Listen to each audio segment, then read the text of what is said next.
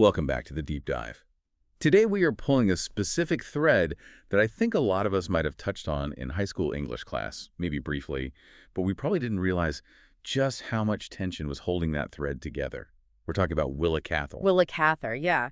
It is a name that, for a lot of people, conjures up a very specific, almost dusty set of images. Dusty is a good word for it. Right. You think of swing wheat fields, sunsets on the prairie, maybe a sense of quiet pioneer resilience. You might picture a woman in a long skirt looking wistfully at a plow. But if you actually dig into the source material, as we were going to do today, that quiet image gets very loud very quickly. Exactly. I think most people file her under classic author, put her on the shelf next to maybe Steinbeck or Laura Ingalls Wilder, who she's nothing like, by the way, and then they just move on. Not at all like them, no. But looking at the stack of research we have here, I mean, we have biographies, we have letters that were hidden for decades, literary criticism ranging from the 1920s all the way to modern gender studies. Cather isn't just a writer of nice country stories. She is, and I don't think this is an overstatement, basically the architect of the American Midwestern identity. That is a very strong way to put it, and it's an accurate one. I mean, before Cather, the Midwest in literature was, well, it was largely seen as a cultural wasteland or, just a place you pass through to get to the gold rush. A flyover state before we had planes. Exactly. She was the one who turned it into a mythological landscape. She gave it a soul. And the kicker, she wasn't even a native Midwesterner. She was a transplant. Yet she is the one who defined how the entire world sees the Great Plains. So our mission today is to really unpack the life of this woman who somehow managed to bridge the gap between the wild, rough-and-tumble frontier and high, sophisticated literary art. And she did all of that while fiercely guarding a private life that scholars are still, they are still fighting about it today. There is so much mystery there. She burned her letters. She tried to erase her tracks. Oh, we've got it all today. We have got the tension between, what we think of as nostalgia versus the brutal reality. We have got this recurring theme of exile, which makes so much sense once we get into her backstory. And we have a feud. I love a good literary feud. Oh, it's a great one. We're going to get to the aha moment where a Pulitzer Prize winner, Cather, gets accused of plagiarizing a war movie by none other than Ernest Hemingway. And that's such a fascinating conflict because it really exposes the shift in how Americans viewed war and reality itself in the 1920s. It wasn't just a petty squabble. It was, you could argue, a battle for the soul of American literature. Wow. But we're getting a little ahead of ourselves. Right. Let's rewind. Let's go all the way back to the beginning. Because to understand the prairie she wrote about, you have to understand where she came from first. Section 1, the transplanted child. To really get Cather, you have to understand the shock of her childhood. She was not born in a sod house on the prairie. She was born in 1873 in the Back Creek Valley of Virginia. Okay, so paint the picture for me. Because when I think of 1870s Virginia, I'm thinking post-Civil War, but still very, very settled. Yeah. Lush, green, established. Exactly. Think rolling hills, sheep grazing, a deep sense of history. Her family, the Cathers, had been there for a long time. They lived in a large Greek revival-style home called Willow Shade. It was a very settled, very structured existence. You had fences, you had distinct roads, you had a sense of enclosure and safety. A known world. A completely known world. But in 1883, when Willa is just 9 years old, everything changes. Her family decides to pack up and move to Webster County, Nebraska. Okay, stop. Why Nebraska? That seems like a massive and frankly dangerous jump in the 1880s. That's barely a decade after the area was really opened up for homesteading. Well, it was part of a trend. Her grandparents had actually moved out there a bit earlier seeking farmland. The soil in Virginia was getting exhausted, and there was this promise of, endless fertile land out west. There was also a desire to escape tuberculosis outbreaks, which were a real problem in Virginia at the time. So it's a mix of hope and fear driving them. Right. But for a 9-year-old girl, this wasn't an adventure. The way she later described it, it was an erasure. An erasure. That is a really heavy word for a moving day. Think about the sensory details. You are moving from the enclosed, green, rolling, very human-scale hills of Virginia to the Great Plains. In Cather's own writings and biographies, this transition is described as a genuine trauma. The prairie was vast, empty, and terrifyingly open. I'm just trying to picture it. There were no trees, right? Literally, almost no trees, no hills to hide behind, just the wind which never stopped, and the grass. A sea of grass. She said later that she felt like she had been dropped at the end of the world. I can absolutely see that. It's like moving from a cozy, cluttered Victorian room to the surface of Mars. The scale of it must have been psychologically crushing. Precisely. And she famously said that the land itself seemed to want to swallow her up. She felt that there was, and this is her quote, nothing to hold on to. And this is where we see the seed of that exile theme you mentioned at the top. She was a transplant. She didn't belong to land initially. The land was this dynamic, overwhelming presence that she had to wrestle with. So it wasn't just scenery for her. Oh, no. For Cather, the landscape was a character. And it was a character that could either crush you or make you. So the family gets there. I'm assuming they tried to farm. That was the whole point of moving. They did. Her father, Charles Cather, he tried his hand at farming for about 18 months. But frankly, he was a gentleman farmer from Virginia. He wasn't cut out for the brutal physical labor of breaking sod in Nebraska. It just didn't stick. So what did they do? They eventually gave up on the farmstead and moved into the nearby town of Red Cloud, Nebraska. Okay, Red Cloud. Now, this is a name that comes up again and again. This becomes the setting or the inspiration for the setting of almost all her famous books, right? It does. It becomes Black Hawk in My Ántonia or Sweetwater in A Lost Lady. Red Cloud is the crucible. And living in Red Cloud is where the young Willa Cather really starts to forge her identity. And this is the part of the story that, when I first read it, just completely contradicted that prairie schoolmarm image. Oh, absolutely. We are now entering what I call the William phase. Yes, the William phase. This is so crucial to understanding her. Living in Red Cloud, Cather did not exactly conform to the Victorian standards for young ladies. Not even a little bit? Not at all. Around age 13 or 14, she starts cutting her hair short, very short, like a boy's crop, which was scandalous in the 1880s. She started dressing in masculine clothing, starched shirts, ties, and she actually signed her name as William in her books, and even on official documents she could get her hands on. William. Not Willa, not even Will. William. William. And sometimes, get this, William Cather, M.D. Because she wasn't just playing dress up. She was incredibly ambitious and scientifically minded. She was making house calls with a local physician in Red Cloud, a Dr. Damerel. Wait, hold on, pause. She was doing medical rounds as a teenager. Yeah. A teenage girl in the 1880s is going out on house calls. She was fascinated by science. Her actual plan was to become a surgeon. She had access to a fantastic library owned by a Jewish couple in town, the Wieners, and she was reading everything anatomy, physiology. She was dissecting frogs in her attic. She was observing the harsh realities of the body, birth, death, disease. That is so incredibly far from the image of the lady writer contemplating sunsets. She's dissecting frogs and going by William. What's the learner's takeaway here? Is this just a tomboy phase or is something much deeper happening? It is so much deeper. I think the takeaway is that she wasn't a passive observer of the frontier. She was actively pushing against every boundary she could find, gender boundaries, professional boundaries. She was looking at the world with a clinical, analytical eye. It almost feels like a survival strategy.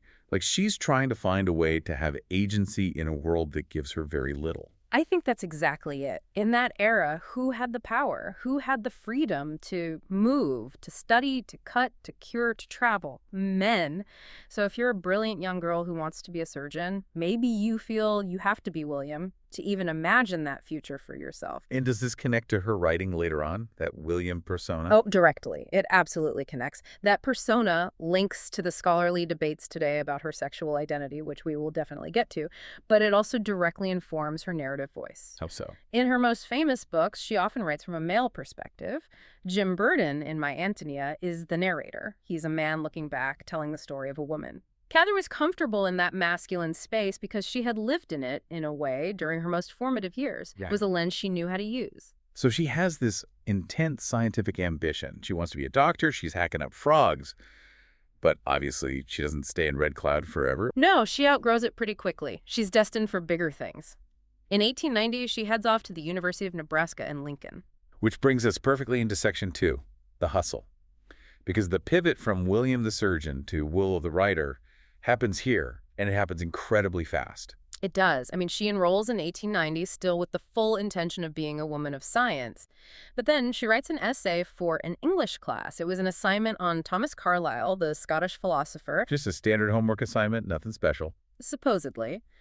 But her professor was so impressed by it that without telling her, he submitted it to the Nebraska State Journal, and they published it. Imagine opening the newspaper and seeing your homework, your thoughts, printed for everyone to see. That must have been a rush. It was a massive rush. She described seeing her words in print as having a hypnotic effect. It was addictive. She later said, "The ink was the hook." That was the precise moment science lost her and literature gained her. She realized she had a voice, and more importantly, that people wanted to read it. And she did not waste any time. She started grinding. This wasn't someone who sat around waiting for inspiration to strike. She was an absolute workhorse. She immediately became a regular contributor to the journal. She was also the main editor of the university student newspaper, the Hesperian. And she was writing columns for $1 a pop. $1. You have to write a lot of columns to pay the rent at that rate, even back then. Oh, she was prolific. She was reviewing plays, writing opinion pieces, really sharpening her skills, and she became known as a meat cleaver critic. She was vicious. If a touring theater company came through Lincoln and the lead actress was bad, Willa Cather would absolutely destroy her in the morning paper. I love that. The me-tax of Lincoln. That's a great nickname. She did not pull her punches. But before we leave her university years, there's a fun fact in our notes that I honestly thought was a typo when I first read it. It sounds like a typo, but it is 100% real. While she was at the university, she was taking math classes. And who was her math teacher? A young lieutenant who was stationed there as a military instructor. His name was John J. Pershing. John J. Pershing. Yes. As in Blackjack Pershing, the guy who would go on to lead the American Expeditionary Forces in World War I. The very same. Before he was a general of the armies, he was a ROTC instructor and math teacher at the University of Nebraska. That is just wild. So you have Willa Cather, future literary giant, sitting in a classroom learning algebra from Blackjack Pershing, future military giant. Did they get along? Surprisingly, yes. He was known for being incredibly strict, a real taskmaster, but Cather respected him. And here's an even crazier detail. Both of them would go on to win Pulitzer Prizes. No way. Yes. Pershing won for history, for his memoirs, and Cather, of course, for fiction. It's a small world in Lincoln, Nebraska in the 1890s. So she graduates. She has the writing bug. Bad. But to become the voice of the Midwest, she actually has to leave the Midwest, right? That seems to be the paradox. It's the great paradox of so many regional writers. To see the prairie clearly, she had to get some distance. So in 1896, she makes her next big move. She goes to Pittsburgh to work for a women's magazine called Home Monthly. I feel like every writer has this phase in their biography. The I need a job, so I'll edit a terrible magazine phase. It was a grueling phase for her. She was working as a telegraph editor, a drama critic. And on top of that, she was teaching high school Latin and algebra just to make ends meet. She spent 10 years in Pittsburgh. It was her apprenticeship, her wilderness years in a way. And then eventually she gets the call to the big leagues, New York City. New York, 1906. She joins McClure's magazine. Now, for you listening, we really need to explain what McClure's was. This wasn't just some glossy magazine. In 1906, this was the headquarters of muckraking. Right, muckraking. It sounds dirty, but it was actually some of the most high-impact journalism of the era. Think of it as the WikiLeaks or the Twitter files of the early 1900s. These were journalists doing deep dive investigations. They were exposing corruption in Standard Oil, corruption in local governments, labor abuses. It was a high-pressure, fact-obsessed environment. And Cather was hired as a managing editor and writer right in the thick of it. But this is where we stumble onto a scandal, or I guess a secret that was kept for a very, very long time. The Mary Baker Eddy story. This one plays out like a conspiracy theory. This is such a fascinating detour in her career. So McClure's wanted to publish a massive expose on Mary Baker Eddy, who was the founder of Christian Science. And Christian Science was a major, powerful force back then. Massive, and very wealthy, and very, very litigious. They protected their image fiercely. Now, the project was officially credited to a freelance journalist named Georgine Milmeen. Milmeen had done a ton of research, a mountain of it. She'd gathered all the data, court records, affidavits, but she couldn't pull the narrative together. So she was a researcher, not a writer. Exactly. She was a collector. The manuscript was apparently a complete mess. So McClure's is sitting on this pile of dynamite evidence, but they can't publish it because it reads like a phone book. So they call in the closer. They bring in Willa Cather. That's right. She spent a full year in Boston basically ghostwriting this entire massive biography. She verified all the facts, she organized the timeline, and she turned this raw data into a compelling, driving narrative. She made it a story. But here's the twist. When it was published, serialized over 18 months in the magazine, a huge deal, whose name was on it. Georgine Milmeen. Only Georgine Milmeen. So Cather does the heavy lifting, Writes what we now know was 12 of the 14 parts and gets zero public credit for it. Zero. Not a byline, not a mention. It was a ghostwriting gig from hell. It wasn't until 1993, decades after everyone involved was dead, that a letter was discovered in the Christian Science Church archives that finally confirmed Cather wrote the vast majority of it. Why did she do it? Was it just for the paycheck? Or the experience? Yeah. Well, it was the job. She was an editor at McClure's. This was her assignment. But it taught her something crucial. It taught her how to handle massive amounts of research and structure a long-form narrative.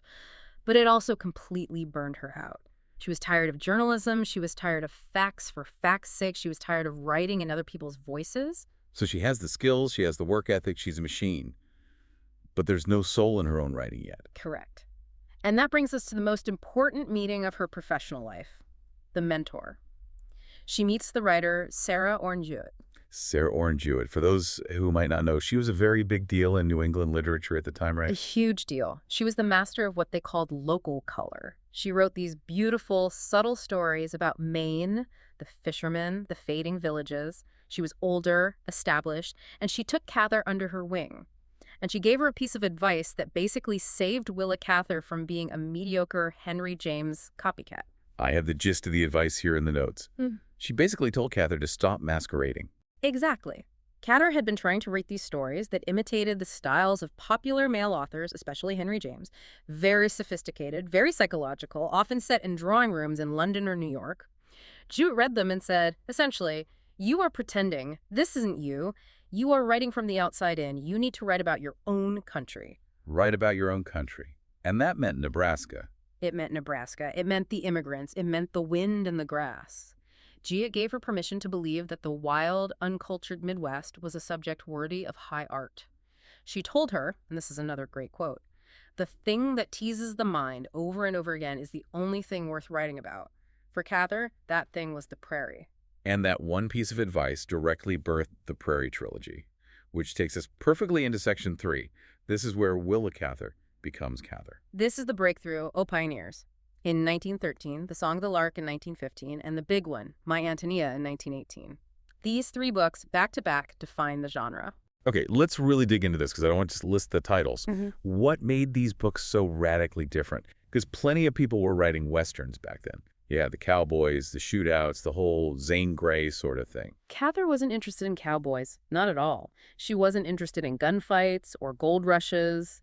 She was interested in the farmers, the people who actually did the work of staying alive on the land.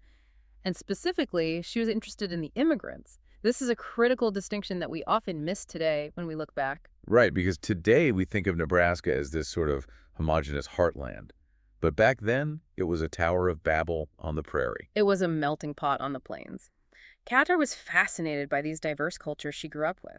In Red Cloud, she had neighbors who were Bohemian, which is modern-day Czech, Scandinavian, German, French-Canadian. They all spoke different languages, they ate different foods, they had different religions and customs. Let's take My Ántonia, for example.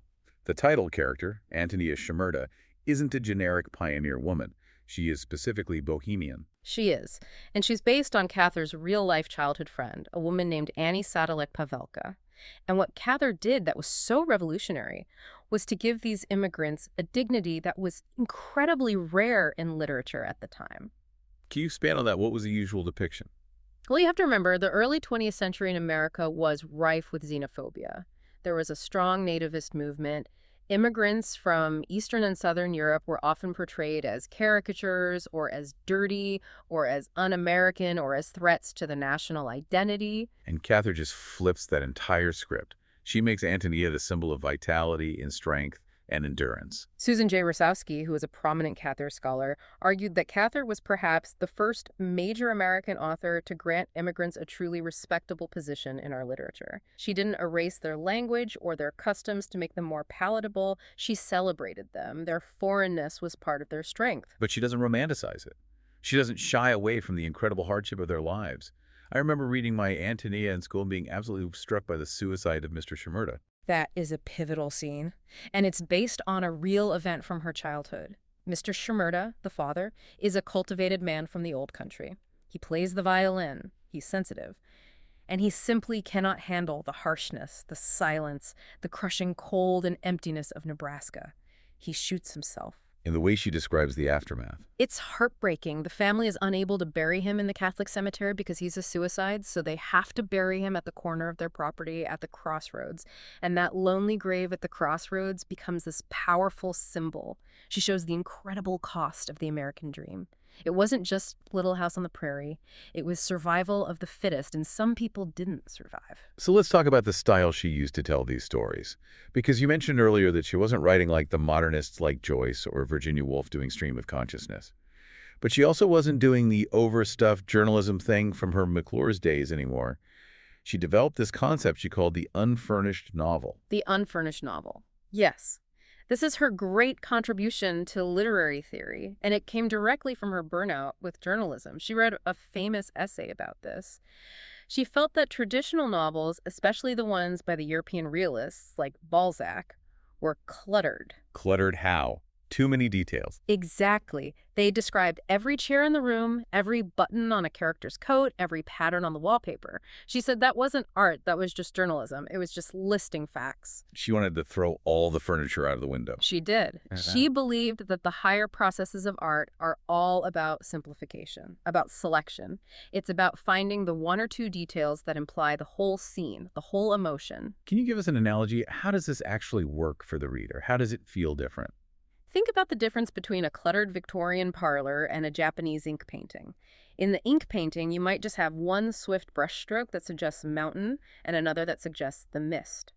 Your mind fills in the rest. Cather wanted her prose to be like that brushstroke. So instead of describing the prairie grass for 3 pages, listing every species, she just gives you one powerful sensory hit. Precisely. In my Ántonia, there's this famous, simple description of the sunset. She writes, "The whole circle of the world was just the empty sky and the red grass." She doesn't list the types of clouds. She focuses on 2 things, the color red and the feeling of emptiness. It's incredibly lucid and objective, but it's also deeply emotional. Your own memories of sunsets fill in the gaps. It feels like she's trying to capture the quality of a memory rather than a photograph. That is a beautiful way to put it. That's exactly it. It has the emotional resonance of a vivid memory. She famously said, "I will not paint the matter, but the emotion of the matter." And that style, that middle ground she carved out between facts and feelings, it resonated with people. She became hugely successful. Which brings us to section 4, success, the Pulitzer, and the Hemingway feud. Because now we're in the 1920s, Cather is a big deal. She's a literary star. She's on the cover of Time magazine eventually. She is fully established, and she's also becoming a very savvy businesswoman. By 1920, she is completely fed up with her publisher, Houghton Mifflin. What was the beef there? What were they doing wrong? They were cheap. They used cheap paper, the bindings were flimsy, and they didn't spend enough money on advertising. Cather knew her worth by this point. She knew she was building a legacy, and she wanted her books to be beautiful, lasting objects. So she walked. She switched to a young, up-and-coming publisher named Alfred A. Knopf. Knopf is a legendary name in publishing now. The Borzoi dog logo is iconic. And Willa Cather helped make that happen. She loved Knopf because he cared about book design. He believed a book should be a work of art in itself. She liked the look of his book so much that she actually put it in her contract that all her subsequent books had to match a specific design he used. If you look at a shelf of vintage Cather first editions, they have a uniform, elegant look, green cloth, specific typography. That was all her doing. She was branding herself. That's incredibly smart. So she has the look, she has the publisher, and then comes the peak. In 1923, she wins the Pulitzer Prize for her novel, One of Ours. One of Ours. This is the book that really started the fight. It's a departure for her. It's set during World War I. It's about a Nebraska farm boy named Claude Wheeler who feels stifled and purposeless on the farm, and he goes off to fight in France. So she takes her classic Nebraska pioneer theme and moves it to the trenches of World War I. Correct. And the public absolutely loved it. It was a massive bestseller. The Pulitzer Committee loved it. But the critics, and specifically the other writers of her generation, they had their knives out. Enter Ernest Hemingway. Enter Hemingway. Now, we have to set the stage here. Hemingway is young. He's ambitious. He's part of the lost generation. And crucially, he had actually been in the war. He drove an ambulance in Italy. He was wounded. He had seen the grit, the mud, the chaos, the senselessness of it all. And Cather. Cather was a woman in her late 40s.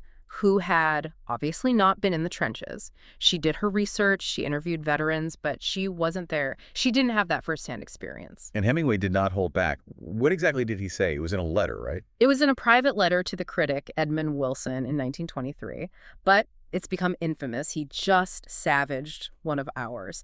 He specifically went after the battle scenes. He wrote, and I'm paraphrasing here, do you know where that came from? The battle scene in Birth of a Nation. Whoa. He accused her of plagiarizing D.W. Griffith's silent movie. He claims she ripped off the movie because she didn't know what war really looked like. He coined a term for it. He called her writing Catherized. The Catherized, that is a sick burn. He's basically saying her version of war was a Hollywood production, a sanitized, romanticized version of the real thing. That's exactly what he was saying. He was accusing her of romanticizing the war. He said sneeringly, "Poor woman, she had to get her war experience somewhere." It was incredibly dismissive, and frankly, it was deeply sexist. But it did highlight a real fundamental philosophical divide. Let's unpack that divide. Yeah. Because it's not just Hemingway was mean to Cather. It's about two completely different ways of seeing the world and the purpose of literature. Exactly. Cather was what you might call a romantic realist. In one of ours, her protagonist, Claude, actually finds a sense of purpose in the war. He finds beauty and ideals worth dying for. It's tragic, yes, but it's also noble and chivalric. And Hemingway and his cohort. The modernists, the lost generation, they saw that as an obscene lie. They saw war as a meaningless industrial meat grinder. They believed there was no purpose, only death and disillusionment. For them, Cather's attempt to give the war meaning and beauty was offensive. It was a betrayal of the truth of their experience. So you have this massive split. Cather represents the old guard, a belief in values, ideals, meaning. And Hemingway represents the new guard, cynicism, grit, fragmentation, and a brutal kind of truth. And even though she won the Pulitzer, the critical tide was turning towards Hemingway's way of thinking. The cool kids in the literary world were starting to see Cather as old-fashioned. And that critical turn gets even sharper in the 1930s, which brings us to Section 5. The Great Depression hits. The world changes overnight. The Roaring Twenties were about abundance and art for art's sake. The 1930s were about survival and social struggle, and suddenly, Willa Cather's beautiful, timeless stories about the past, about pioneers and French archbishops, they started to look to some influential critics like escapism. They accused her of romantic nostalgia, of burying her head in the sand. Critics like Granville Hicks and Edmund Wilson really turned on her. They were politically motivated, mostly left-leaning. And they argued that because she wasn't writing novels about breadlines or labor strikes or the immediate social problems of 1932, she was irrelevant. They basically said she was a lady writer hiding in the past. Her own politics didn't help her case with that crap. No, they certainly didn't. She was a registered Republican. She was skeptical of the New Deal and big government programs. She was very conservative in her personal views. That absolutely alienated the left-leaning critics who dominated the literary scene in the 30s. They wanted art to be a weapon for social change, and Cather just fundamentally believed art should be art. But I want to push back on this escapist label for a second. Was she actually ignoring the suffering around her? I mean, was she just sitting in her fancy Park Avenue apartment, oblivious? That is the great irony. Publicly, she did seem detached. She refused to sign petitions or join political committees, but privately, she was deeply involved in helping people. She was sending a steady stream of money back to Nebraska. To who? To organizations? No, directly to people, to the farmers she knew, to the Annie Pavelka family, the real-life Ántonia, who were suffering greatly during the Dust Bowl and the Depression. The banks were foreclosing on everyone. Willa Cather was personally bankrolling her old friends to keep them from losing their land. She was quietly keeping people afloat. She just didn't write novels about it. So she separated her art from her charity, from her politics. She believed art shouldn't be propaganda. She believed art should be timeless. Her argument was, if you write about the specific political issue of 1932, your book might be completely irrelevant by 1940. She wanted to write about the eternal things, the human soul, our connection to the land. She said something like, economics are temporary, the land and the people are eternal. But she did care deeply about how her work was presented and adapted. We have to talk about the Lost Lady film. This story explains why we don't see a new Willa Cather movie on Netflix every year. Oh, this is a very sore spot in her biography. In 1934, Hollywood made a film version of her novel, A Lost Lady. Starring Barbara Stanwyck, I believe. A huge star. Yes. And Cather hated it. She absolutely loathed it. Critics hated it, too. By all accounts, it bore little resemblance to her book. They took this subtle, complex psychological portrait of a woman's moral decline and turned it into a cheap, typical Hollywood melodrama. So she pulled the plug on any future adaptation. Slamped down hard. She put strict prohibitions in her will against the dramatization of her works. No more movies, no plays. She didn't want Hollywood messing with her vision ever again. She chose artistic integrity over a lot of money. She was fiercely protective, which is a perfect segue to Section 6, the private life of Willa Cather. Because if she was protective of her books, she was Fort Knox about her personal life. This is the part of her story that has really exploded in scholarship in recent years. For a long, long time, the official narrative was that Cather was a spinster who was dedicated solely to her art, a sort of nun of American literature. Married to her work. Right, but the reality is much more complex and much more human. And on the center of that reality is a woman named Edith Lewis. Edith Lewis. Tell us about her. Edith Lewis was a magazine editor, a professional woman, very smart, very capable. And she was Willa Cather's domestic partner for the last 39 years of her life. 39 years. That is a marriage by any other name. It was a life partnership. They lived together first in Greenwich Village, then on Park Avenue. And Lewis wasn't just a roommate. She was a literary trustee. She typed the manuscripts. She edited the drafts. She was Cather's first reader and most trusted critic. They traveled together to the Southwest for research. They built a life together. So this brings us to the big question, and I know scholars argue about the terminology. Was she a lesbian? Can we use that word? It is a subject of intense debate. Some scholars argue it's anachronistic to apply the modern word lesbian to a woman of her time because Cather wouldn't have used it for herself. She came from a Victorian background where women often had these very intense, passionate, romantic friendships that were to some degree socially accepted. But looking at the evidence through a modern lens, the evidence leans heavily towards yes. She had a series of intense, romantic, and emotionally central relationships with women throughout her entire life. Louise Pound in college, Isabel McClung in Pittsburgh. That was a huge life-altering relationship. And it was a terrible heartbreak for Cather when Isabel got married. And then the stable 39-year life partnership with Edith Lewis. But Cather herself tried to cover her tracks. This is the burning part of the story. She did. She was a resolutely private person. As she got older, she became obsessed with controlling her legacy. She started writing to her friends and asking them to return her letters, and then she burned them. She destroyed many drafts of her novels. She wanted to be judged only by her finished, published art, not by her private life. Not everyone burned the letters, did they? Exactly. People are hoarders, thankfully, for history. Her friends and family held on to some of them. In 2013, against the wishes expressed in her will, a collection called The Selected Letters of Willa Cather was finally published. It was a revelation. What was in them? Was it scandalous? Were there love letters? It wasn't scandalous in a graphic, explicit sense. There was no smoking gun detailing physical intimacy. But what it revealed was the emotional intensity. The way she wrote to Edith Lewis, the way she wrote about her heartbreak over Isabel McClung, it showed a person whose entire emotional world was centered on women. There's a quote from a scholar, Melissa Homestead, who wrote a great book about Cather and Lewis. She basically asks, what evidence do you need? Photos of them in bed. The fact that she lived with a woman for 40 years and that woman was the executor of her literary estate, that says a lot. It says almost everything. And knowing this completely reframes how you can read her work. When you read My Ántonia now, knowing she was writing from a male perspective, the narrator Jim Burden, looking at this powerful, beautiful woman, Ántonia, with such love and admiration, it adds a whole new layer of queer coding. Was Jim Burden just a mask for Willa herself? Many scholars think so. The mask of Jim allowed her to express her deep love and admiration for women in a way that was socially acceptable at the time. It connects all the way back to the William phase. The masculine mask allowed her to be the observer, the lover, the doctor, the traveler, the one with agency. And speaking of masks and getting away from it all, we have to mention their retreat.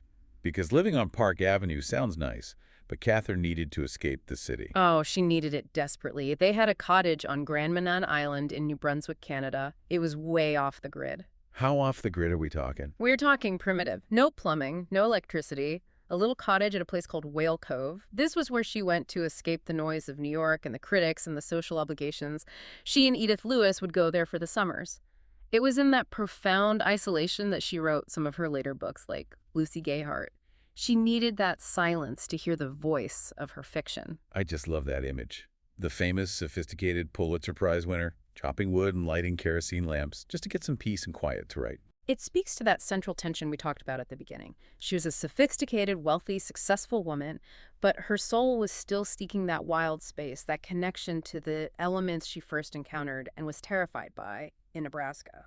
So let's go to the final chapter, Section 7, The Final Years and Posthumous Mysteries. We're in the 1940s now. The world is at war again. And the tone of her work changes again. In 1940, she publishes what would be her last completed novel, Sapphira and the Slave Girl. This one is set in Virginia, right? So she's going all the way back to her roots. It is. It goes back to her pre-Nebraska childhood, to that world of willow shade. And it is a dark book. It deals with slavery, with jealousy, with deep moral ambiguity. The central plot involves a white mistress, Sapphira, who becomes so jealous of a beautiful, young, enslaved girl that she plots to have her own nephew rape the girl to ruin her. Yikes. That is a long, long way from the heroic pioneers of pioneers. It is. It's unsettling. It shows a writer in her later years grappling with the darker side of human nature, and specifically with the complicated, ugly history of her own family and her own region in the South. It was a critical success, but it surprised a lot of her readers. And she was working on something else when she died, a mystery project that I am completely obsessed with. The unfinished novel, it was titled Hard Punishments. That's a heavy title, Hard Punishments. What was it about? The setting is the most surprising part. It wasn't Nebraska, it wasn't Virginia. It was set in 14th century Avignon, France, during the time of the Avignon papacy. Medieval France. That's a huge leap from the prairie. It shows her incredible range and her lifelong fascination with French culture. But Hard Punishments, we will never know exactly what it was. Because of the pack, because of her will. Willa Cather died on April 24th, 1947, of a cerebral hemorrhage. And following her strict, explicit instructions, Edith Lewis destroyed the manuscript of Hard Punishments. That hurts. As a reader, that physically hurts me. To think of those pages, that story going into the fire. It's a great loss to literature. But as a partner, as a friend, Edith was loyal to the absolute end. She protected Cather's wishes above the world's curiosity. It just raises this fascinating what if. What would a Willa Cather medieval novel have looked like? How would it have changed her legacy? We can only speculate. So she passes away. And where is she buried? Not in Virginia. Not back home in Nebraska. She's buried in Jaffrey, New Hampshire. New Hampshire? Why New Hampshire? It was a place she had visited often with Isabel McClung and her husband. She loved the quiet of it. She loved the iconic mountain there, Mount Monadnock. And crucially, Edith Lewis is buried right there alongside her. In the end, they're together. They are, just simply together in a quiet corner of New England.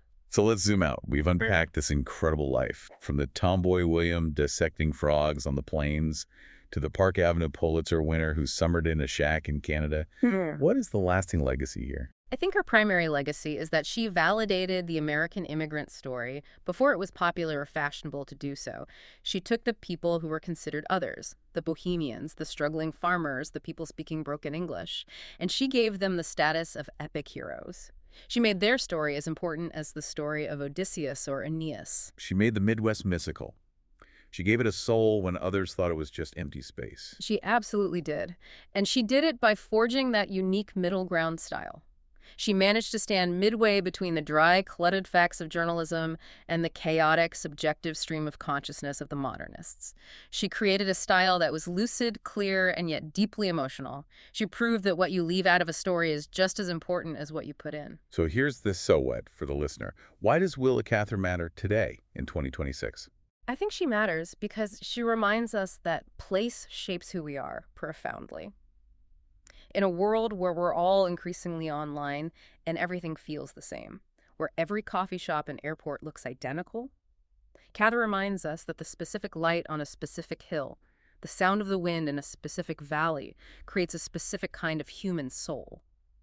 She champions the local in a world that is obsessed with the global. And here's the provocative thought I want to leave everyone with, building on that. We spent a lot of this deep dive talking about her private life, about Edith Lewis, the letters, the sexuality debate. Cather fought so hard to control that narrative. She burned the letters. She put a ban on the publication of her correspondence in her will. She wanted the art to stand alone. She wanted you to read the book, not the biography. Exactly. Yet in 2013, we published the letters anyway. We are, right now, obsessively analyzing her sexuality. So the question is this. Does our modern desire to know the author, to categorize their identity, to solve the mystery of their private life, actually violate the very art they tried to create? That is the ultimate tension, isn't it? By digging into her private life, are we finding the real Willa Cather? Or are we losing that middle ground she worked so hard to establish? Are we cluttering her unfurnished novel back up with all the furniture of her biography? Are we just dragging all the furniture she threw out the window right back into the room? We might be. A very real possibility. It's something to think about the next time you pick up my Ántonia. Maybe it's better to just let the wind blow through the red grass and not ask too many questions about who is holding the pen. Perhaps. Read the book, feel the wind, and let the rest be mystery. Thanks for diving in with us. We will catch you on the next one.